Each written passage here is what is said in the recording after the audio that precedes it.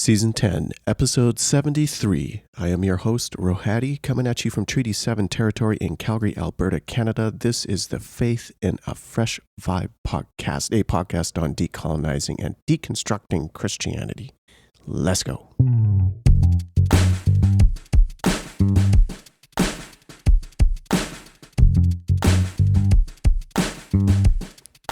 Episode 73 features my friend, Dr. Matte Downey. We'll get into all of the particulars of who, where, what, when, how. I've had the pleasure of endorsing a number of books this season, including Dr. Terence Lester, Janai Amen, who you're going to hear from in the new year, Trey Ferguson, and the book we talk about in this episode, Go Wide. There are a couple of books that I think are shifting the landscape of Christianity where they are my go-to books to recommend to folks who are trying to figure out what it means to hold their Christian faith in a modern world. This is one that unpacks theology in a wide, expansive imagination. Don't want to say any more about it. Wherever you're at, rate, share this podcast to all your friends who are on the deconstructing and decolonizing journey. And you can email me, let me know what you think, just by signing up for the newsletter that's on my website, rohadi.com. Without further ado, let's jump into this conversation with Dr. Matte Downey. The question I ask all visitors to the show is to name the traditional lands on which they are currently situated on. So where are you at this moment? I am on the indigenous territory of the Kanien'kehá:ka Nation, and which is known as Tiohtià:ke or Montreal. I think a city needs to be a certain level of cool before you hit boroughs. Or do they call them borough? Like, is it an arrondissement in Montreal, or? Maybe in French it is. No, it's boroughs. It's boroughs. It's boroughs, eh? It's kind of like a New York thing. I guess other cities too, but I feel like the last time we saw each other in person was when we were in Montreal, when I was in Montreal, but it was a Vineyard National Conference, of which I'm no longer in that mix, and people and folks and listeners know that story. I don't want to speak for you of what your relationship with the Vineyard Churches of Canada is now. I am no longer associated with the Vineyard. Your community, which you're still a part of, was a Vineyard Church. Is that correct? It was. It was the only Vineyard Church in Quebec. In 2019, the Vineyard, I think it was 2019, it was time flies during pandemic, but the Vineyard Churches of Canada doubled down.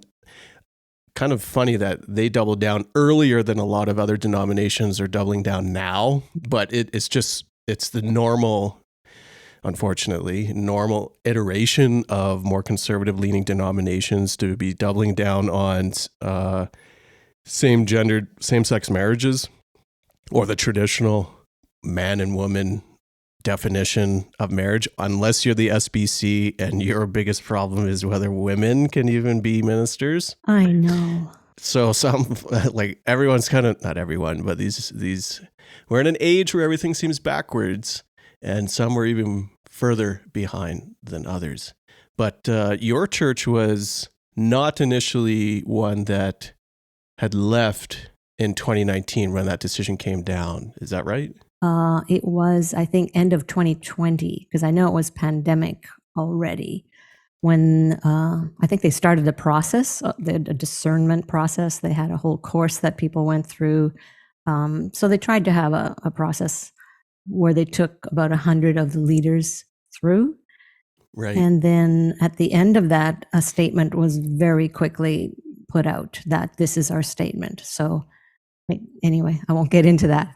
But it came out end of 2020, very early, I think early 2021. And we were told, if you can't, I forget the exact language, if you're not comfortable with this statement or can't get behind it or speak positively about it, then we're probably, we invite you to journey on another path.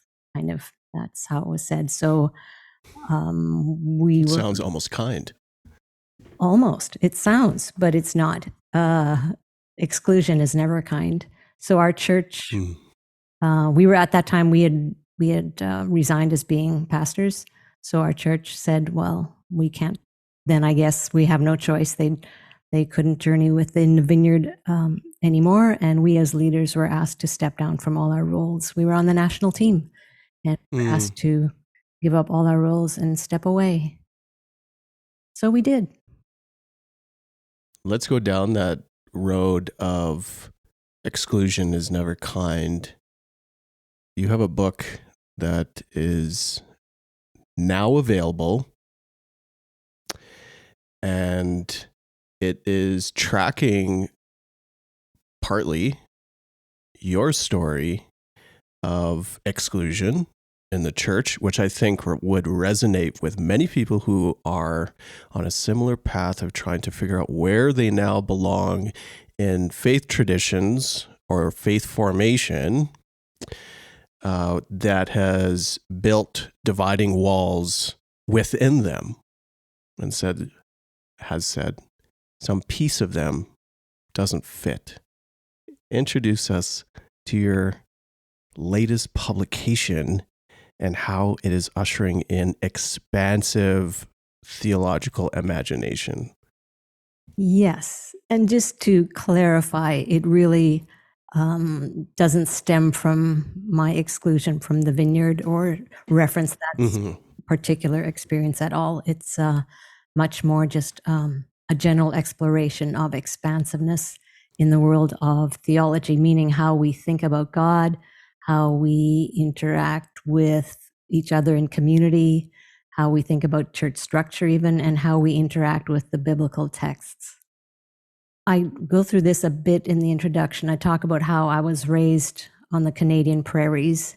And if you've ever been on the Canadian prairies, you know the endless horizon that you see and the expansive sky and how wide everything seems. And I love that about my formational years, growing up in a place that seems so spacious. And the contrasting part to that was I grew up in quite a conservative Mennonite community where things were quite constrained and restrained and constrictive. So, there were the outsiders and the insiders in the community, and went to a church where, it wasn't the most conservative church, like the old colony churches where you dress in black and men and women sit on different sides and, no instrumental music. We weren't quite that way. But it was more like a conservative Baptist kind of setting. But, you have to kind of toe the line with the theology. I never saw any women in leadership. There was like the brotherhood that got to vote. And it was quite a narrow way of being in the world. And I know that that was a reaction against the religious persecution that the Mennonites came out of in Eastern Europe. So I understand part of that was a restriction, a protectiveness, a survival skill almost.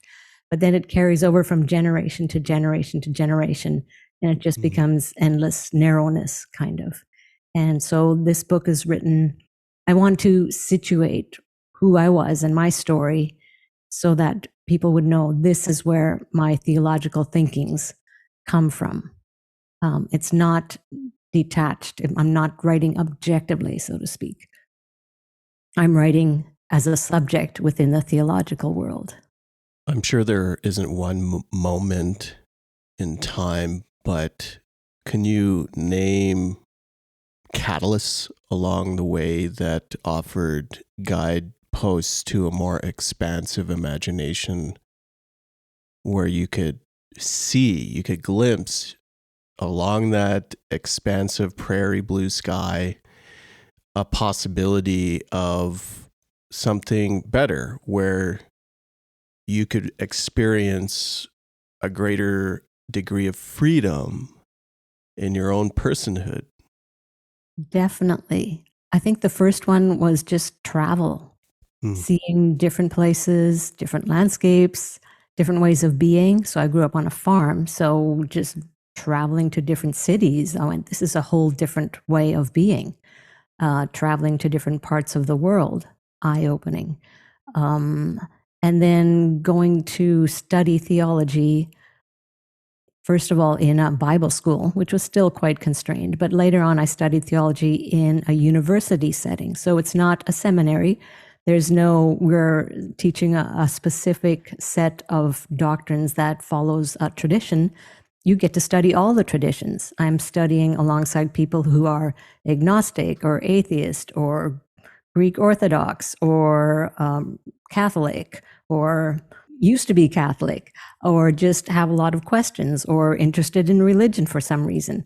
So the study and the learning environment, I should say, where we're encouraged to ask questions, where we're encouraged to think outside the box and come up with new ideas and ways of looking at things, especially in graduate school, that for me was a huge open door to moving beyond a very small space and how I thought about God and interacted with God. I'll use this word or this term, but I'm sure there's a better one. Was there a moment or a crisis of faith, that's the term, where your paradigm is kind of shattered when you are exposed to these, I guess, imagination or ideas that are far wider than anything you'd experienced before? Did that bring you to a point or a crossroads with really questioning your past formation? Indeed. I remember a few moments. One was in that very first class I took in the university. And just as an offhand comment, one of the professors said in one of the first classes, well, of course, there's no literal Adam and Eve. We all know that. And just went on with the lecture. And I went, what? Okay, don't show surprise on your face because maybe I'm the only one that didn't know that. What do I do with this? And there were many more moments like that where I went, I am just really behind on what the current scholarship is in biblical exegesis and interpretation. And there were several moments where I found like my feet, like the ground underneath me is moving and shifting. Mm-hmm. And my question was, if part of the ground moves or gives way, does the whole thing collapse? Yeah. I think I felt that quite a few times. But then I changed the metaphor of the ground moving underneath me to, well, maybe I'm on a ship. Maybe I'm on a boat. And movement is totally natural and normal. And I just need to get my sea legs a little bit. Oh, okay. Not that I'm drowning. We're just moving and we're in a boat with other people. And that's totally normal and okay. And don't panic. Really enjoy the metaphors that you've used throughout your book. Well, I think it's one of Jesus' strength and the writers in the Hebrew Bible, like their culture. Some cultures are more storytelling cultures and more metaphor heavy in how they communicate and pass on ideas. English, I don't think, is one of them. And the Western culture doesn't seem to have a rich storytelling history. That's not how values are passed on. We have more creeds, doctrines, rules, principles, how-to books, whatever it is, how we pass on our values. So I think I am naturally drawn to them. I love a good story. I love a good metaphor because to me, they're much more delightful and they open things up instead of close things down. So this idea of certainty, pin it down to that one thing that we know is true and then do that. Metaphors go, well, have you thought about this? And maybe this side of that. And there's another side you could look at. And just explore it for a bit. So I'm much more drawn to that. So I hope, yes, that metaphors are one of my strengths in communicating and inviting others into looking at things maybe with new eyes in some way. I want to come back to the use of metaphor as you juxtaposed metaphor to our formation, which is predominant in the West, around certainties and you name doctrines and creeds and so forth, that for those who are, I'll use the term deconstructing out of old faith formation, that this sounds like a tool, an approach to help guide a reframing of faith moving forward through the language of metaphor and storytelling. Before we get there, was there a time as your faith paradigm was shifting where you started to notice malformed power structures? It's hard to pinpoint exactly when that started for me, but I know strongly now what keeps doing that, and that is listening to voices that have had a different experience than I have, and especially voices that have in history been colonized or been taken over and appropriated and used for someone else's success, basically. And so I've tried to fill my feed with those voices that critique even some of my experience, because I don't know and I can't see it unless someone from the outside said, hey, what you're doing is not helpful. In fact, it's harming, it's making things narrow for someone like me. And I go, oh, I did not see that before. Good to know. Thank you. I need to change how I think about that, how I interact with that, and how I act moving forward. So I know there are a few times when I heard something from whether it's the Black community or the Indigenous people that I'm going, oh my goodness, the things I assumed that's just how we are in the world or how we think theologically are really all, like you say, malformed. And I have to deconstruct them, tear those down, and build good structures where good fruit can grow. I'm mixing my metaphors there. Did you find that you needed language to name the malformed powers that were affecting your own self? Because you certainly start and end around, and I'll use these terms, around the power of patriarchy. I found that throughout your book as one of these things that was withholding the pathway for you to be your whole self. Did it strike you at some moment? Was it a slow degradation of worldview, or was it just always known? I think it is. Yeah, I think it's a slow undoing of patriarchy, because that's the one that I think has affected me personally the most. And because I'm a woman who exists in theological spaces and church spaces and church leadership spaces, that is where I felt the constriction and the pressure kind of, or the claustrophobia even the most. It was just normal. And I didn't know that there could be another way for a long, long time. And then I started to notice that, oh, men talk over me, men interrupt me, men dismiss what I'm saying, men don't even ask to hear from me. I can be quiet the whole time and they don't seem to notice.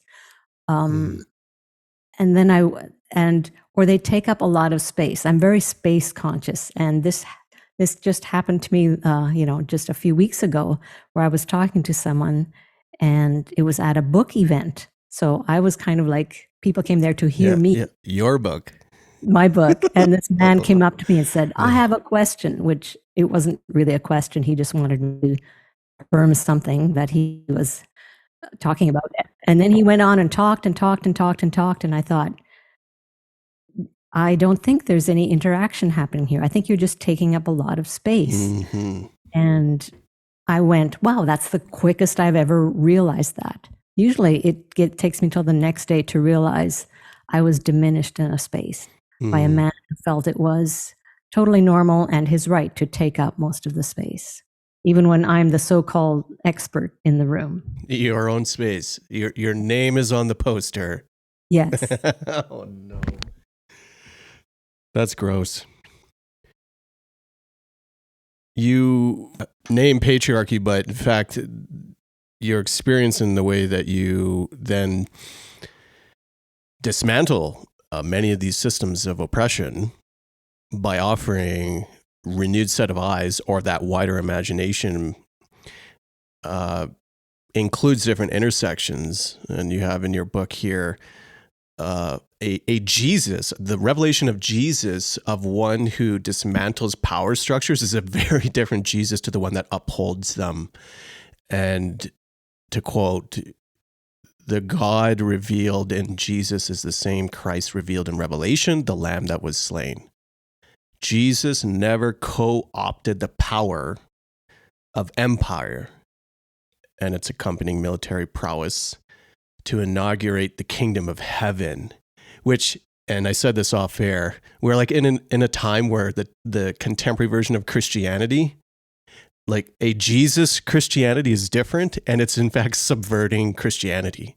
Christianity is subverting Christianity, of power of empire that has been not only ignored, but we've in many ways been called to dismantle through the teaching of Jesus of last shall be first. I'm thinking through the lens of someone who is trying to meander through the possibilities of their Christian faith that is more life-giving.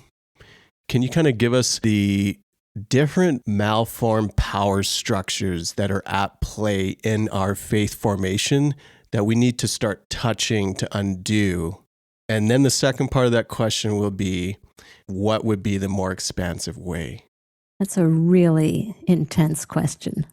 Yeah, it's huge. It's big. It's It is, ridiculous. and a good one, a good, ridiculous question. I love it. But that's interesting because you say there's malformed roots. I think you used that word. And we can't really see the roots unless we expose them. But I think for the most part, what I first notice is fruit that's not beautiful, fruit that's ugly or malformed or smaller than it should be or almost non-existent.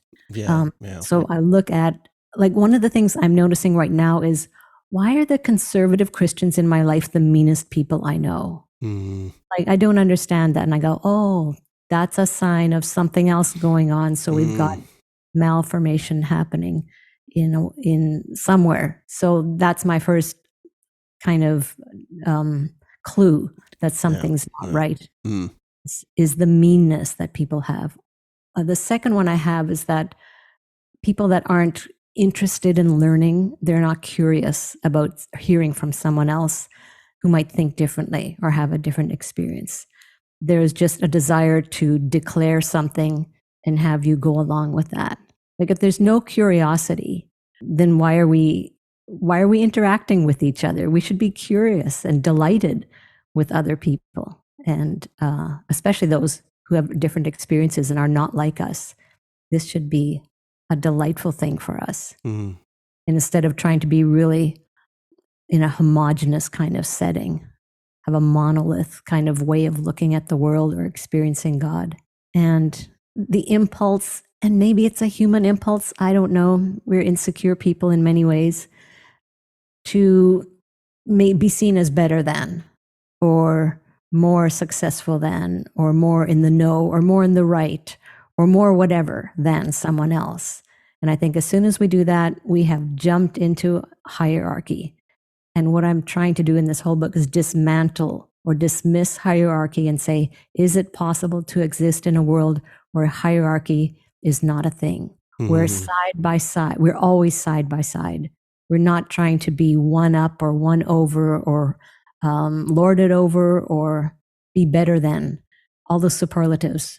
We're not trying to live that way. We're really trying to live side by side lives.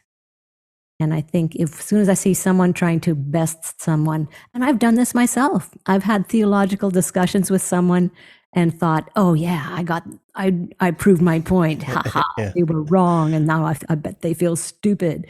And I think I've jumped into an unhelpful paradigm right there. And I used to read the stories of Jesus that way, because Jesus was very clever in his interactions. And I think, Jesus got him. No, and Jesus never did gotcha. I don't think he did. I started reading those stories in a different way and said, I don't think there are gotchas there at all. I think Jesus is inviting people to think differently. And a lot of times people couldn't, so they walked away. But I think Jesus was sad about that. I don't think he felt like, got them. As you were saying, curiosity. I recall an episode with Karen Keene who was on, and one of the keys to approaching scripture is humility. And curiosity, it strikes me, as a product of humility. It means we're not threatened. We haven't put up that defensive wall. It's the childlike posture of, I'm open. Oh, look, a giant snake. Isn't that fascinating? There's the danger filter hasn't really set in, which we do need sometimes. But it's the openness, the undefensive posture.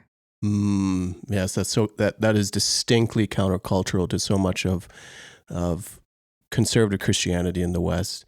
One that, and here's another line which comes out of your book. He understood that a kingdom based in love, a love that extends even to one's enemies, cannot be experienced within the paradigm of domination. Whew. Yeah. Okay, if we're not dominating, if we're not protecting our faith, come on, we have to be protectors and have an answer all the time for the questions about our faith. What other possible way could there be? That's a big fear, isn't it, for folks, especially, conservative traditions are all about protecting or preserving what was, and fear.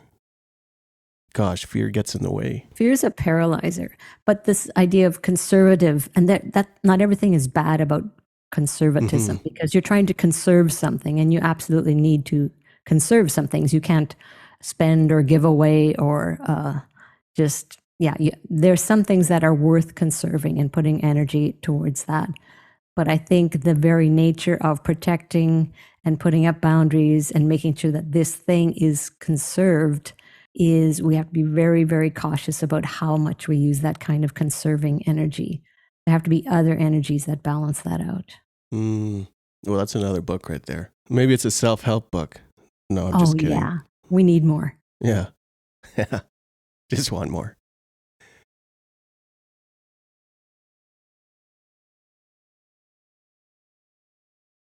I don't know if you use the words of hermeneutic or lens, but you're presenting a new set of lenses to interpret scripture. Is that fair? Sure. Although it's not a system. No, I say I'm an unsystematic, systematic theologian. That's it's on the business cards. That would be neat. It's on the letterhead, yeah. For anyone who sends actual letters. That gave me an idea to make letterheads. Okay, I'm going to stick with lens here and hermeneutic. So let's take that for a ride then. When we think of not systems, but a new set of eyes to read or ears to hear of popular Bible stories. So you just named before a way to hierarchize. That's a funky word. I like it. Let's make up words. Let's try it with a story, I think, because there are many stories out there that we either struggle with or we all know if you grew up in the church, and to hear them in fresh ways, it can be a catalyst unto renewed thinking and experience to in the very least realize, oh my gosh, there's a different way that I can interpret or understand these stories. Let's go to Tower of Babel. Yes.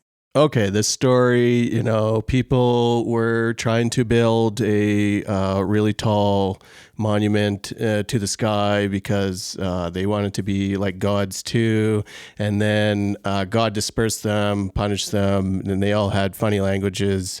They couldn't speak the same. They went off into the four corners of the earth, and it's supposed to be a story about don't try to amass yourself to the wealth of gods. Or something like that.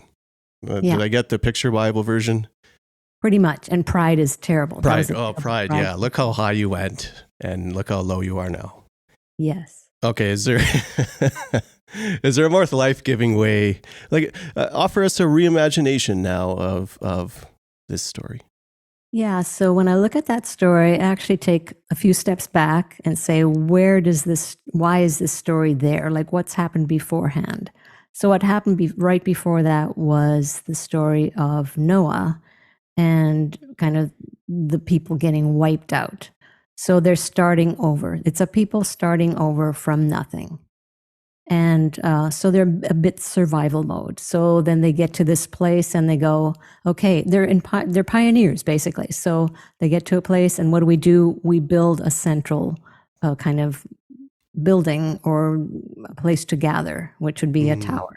And this then gives them a sense of security and safety to have that. And they want to make a name for themselves, it said. And we tend to think of that a bit negatively. Oh, that guy wants to make a name for himself.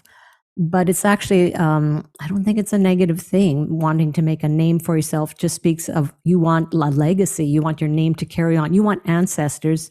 You don't want to be wiped out again. And we see this naming of the ancestors all throughout the Hebrew stories, Abraham, Isaac, and Jacob.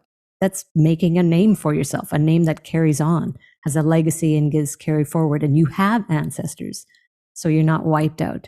So if we look at this as a story of survival and people just wanting stability and safety, the impulse is natural.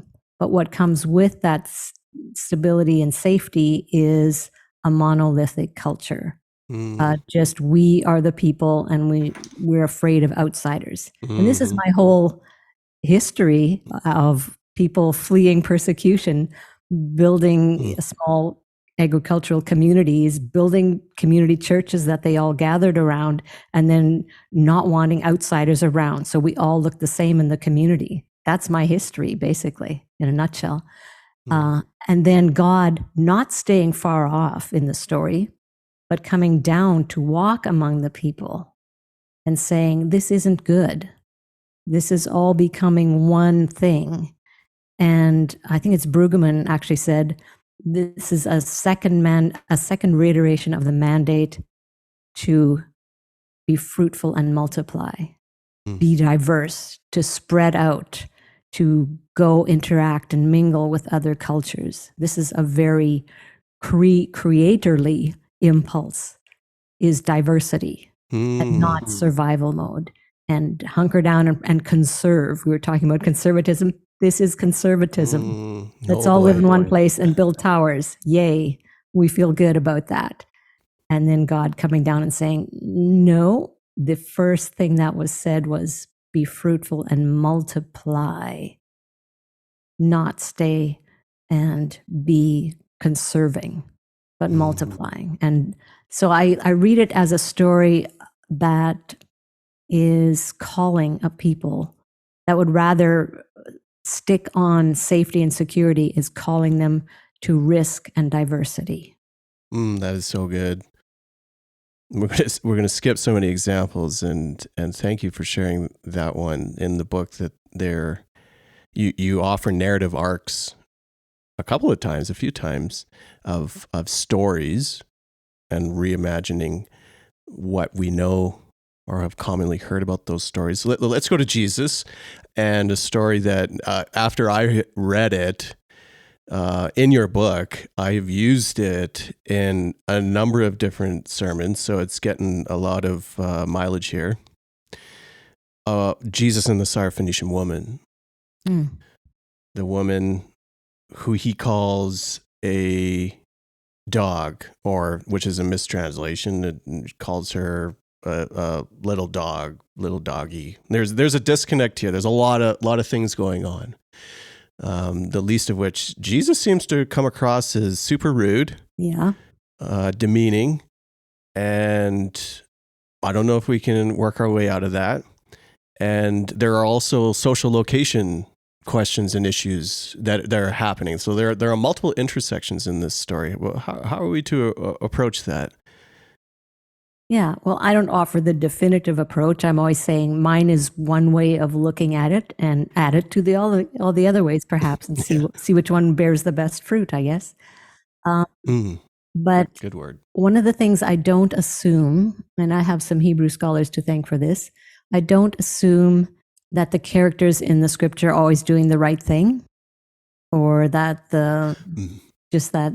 even that the landowner in this is going a bit off topic, but the landowner in parables is not always God. Sometimes it's a very mean, unkind landowner. But anyway, Mm. so this assumption that I used to read this story with the assumption that everything Jesus does is perfect and wonderful and always serving people in the Yeah. best way. And you can't get around that Jesus being rude and insulting a Greek woman, a foreigner. And I think, well, Jesus was a cultural Jew. He would know about insiders and outsiders and how you treat outsiders. That would have been his formation. And I think Jesus had some unlearning to do as well as some learning. And I think we are uncomfortable many times if we've had a high Christology taught to us about Jesus actually being human and having to learn how to walk and learn how to eat without making a big mess and have to learn to go to the toilet when it's time and having to learn all these things, how to learn skills, social skills even. And then he had to learn that not all foreigners are dogs. And I think this is an example of one of those places where Jesus learns something, and that doesn't make him any less beloved of God or perhaps even divine. It just makes him fully human. And what I love most about this story is when you read it in a chiastic structure. And if you don't know what that is, buy the book. But basically, the gem of the story happens right in the middle. And that is something that the Greek or Syrophoenician woman says. She talks about inclusivity, where it's not just the Jews that are favored by God and invited to experience the good news and the kingdom. It is the Gentiles that are invited into this experience, and specifically her daughter to be healed. And in my mind, I see this idea of like Jesus, excluding her. She calls him on it. And then he goes, yeah, actually, you're right. And why don't you just take the center stage here and speak what God would speak to people like you? And he gives her the microphone. And she gets to declare the good news of God for Gentiles, not just the Jews. And this is one of the first times that a miracle happens for the Gentiles. Yeah. Previewing the expansive table of God's kingdom. Yes. And the woman announces, is the prophet here. Yes.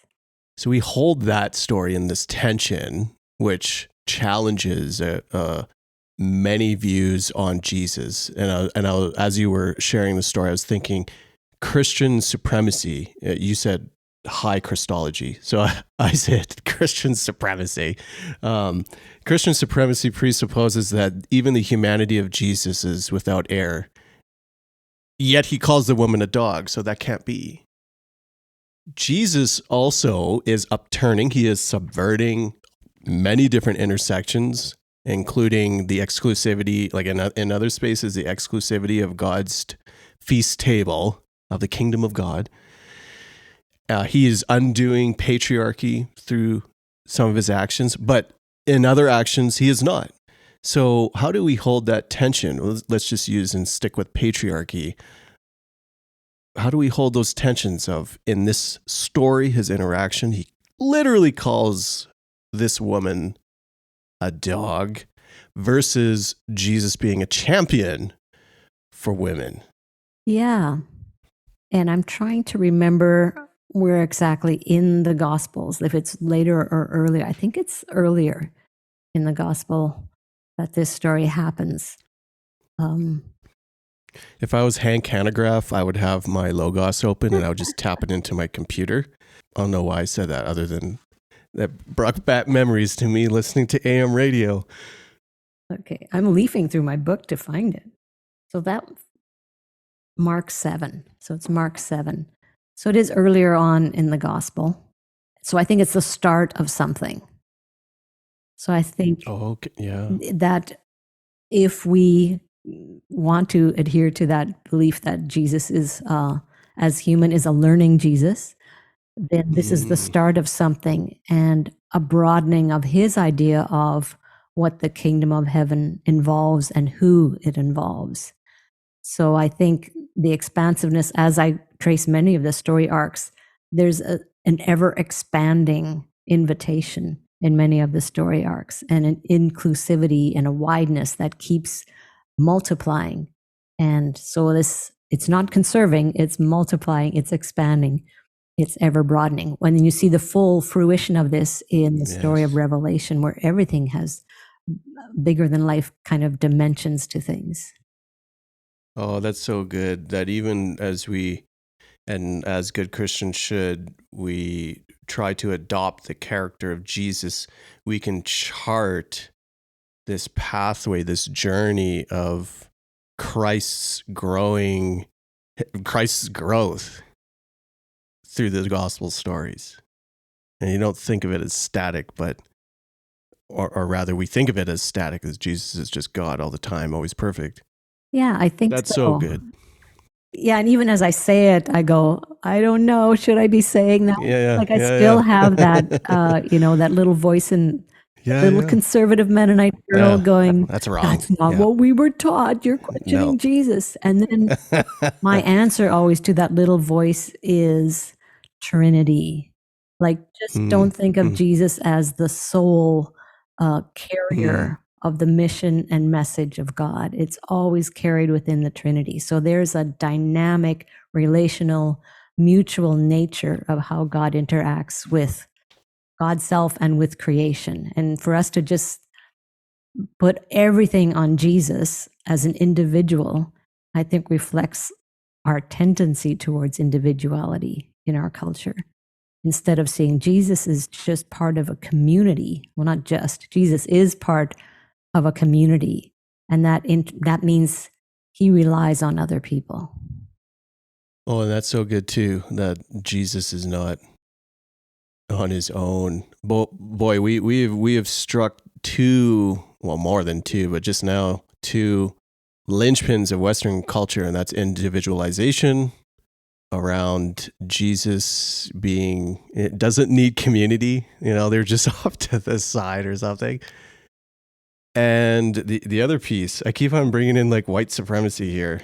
That's some type of bias I have. No, that's good. Right. But the notion of perfection, that we have been shaped and formed. This would be a good dissertation for someone.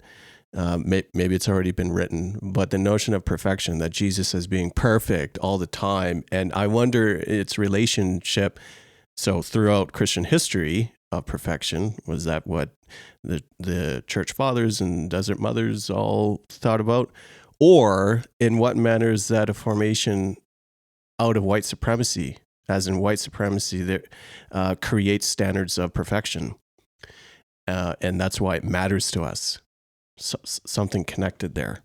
That's good. Okay, we'll let someone take that. Some listener will create it, build into it, or let us know where it already is. Let's trail off now and end our time.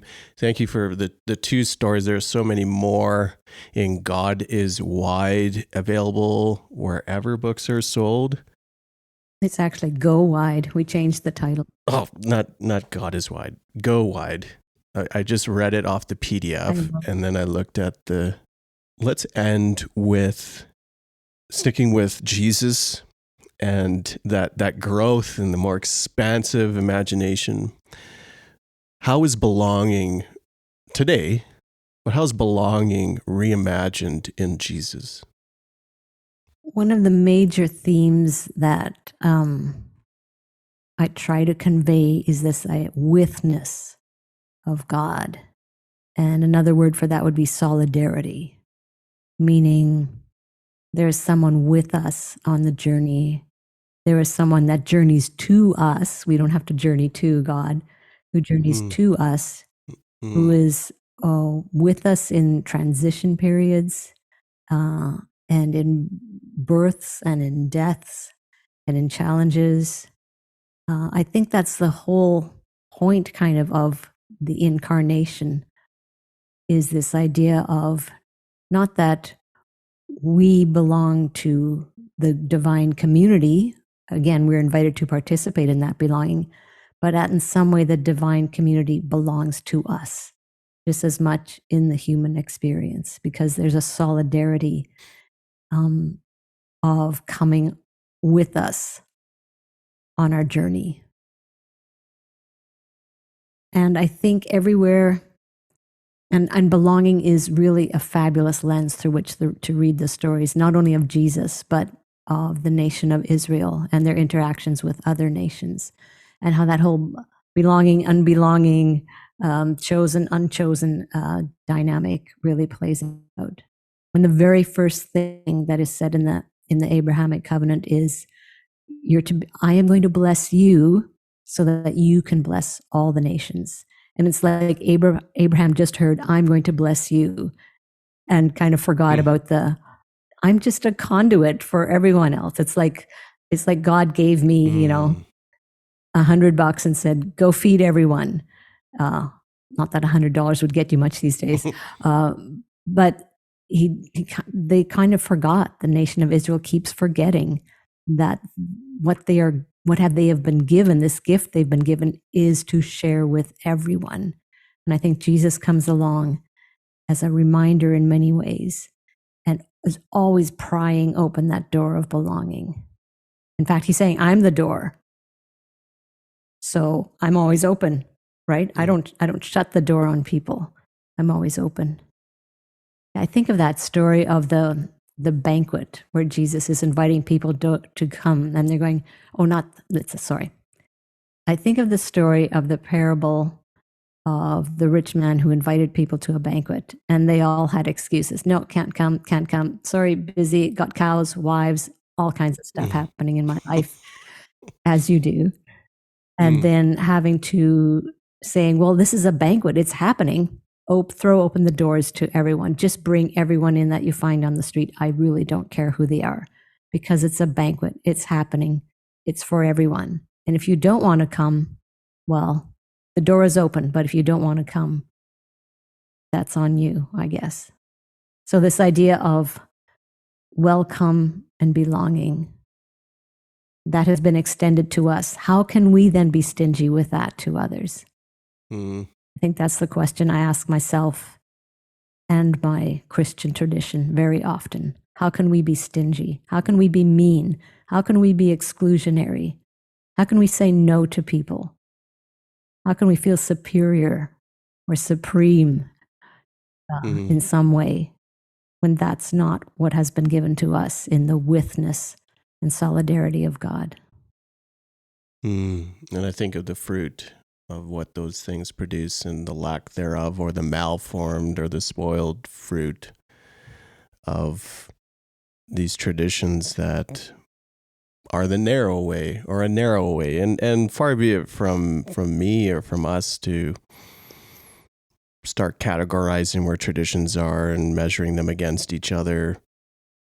There's something to say about an expansive imagination of belonging, where all can belong and all can find liberation and wholeness. That's not every community. It's almost full circle. It's like, and that's why we left the vineyard.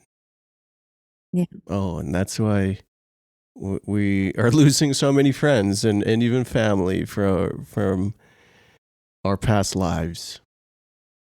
Is that okay?